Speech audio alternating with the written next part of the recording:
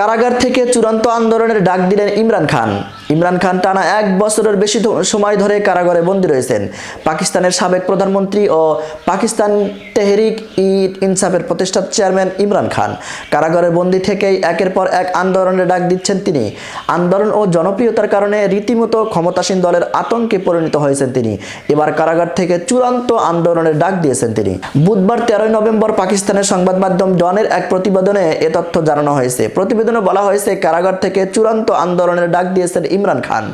আগামী 24শে নভেম্বরের রাজধানী ইসলামাবাদে রাজধানীর ইসলামাবাদে কর্মসূচির ঘোষণা দেন তিনি।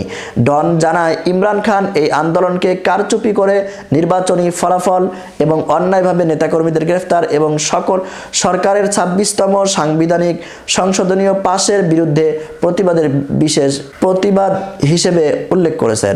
এর আগে 2023 সালের আগস্টে ইমরান খান গ্রেফতার হওয়ার পর থেকে তার সমর্থকরা দেশ জুড়ে আন্দোলন চালিয়ে আসছেন।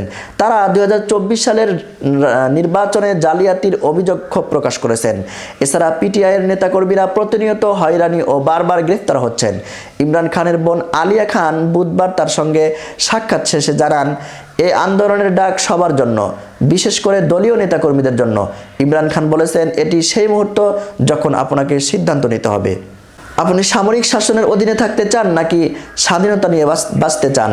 অপরদিকে পাকিস্তান পিপলস পার্টির সভাপতি শেরি রেহমান ইমরান খানের এই আহ্বানকে উস্কানিমূলক আখ্যা দিয়ে বলেন, এটি শান্তিপূর্ণ প্রতিবাদের পরিবর্তে অরাজকতা সৃষ্টির চেষ্টা। ইমরান খানের এই চূড়ান্ত আন্দোলনের ডাক দেশটির রাজনৈতিক অঙ্গনে উত্তেজনা সৃষ্টি করেছে, যা পাকিস্তানের গণতান্ত্রিক ভবিষ্যৎ নিয়ে আলোচনা বাড়িয়ে তুলেছে।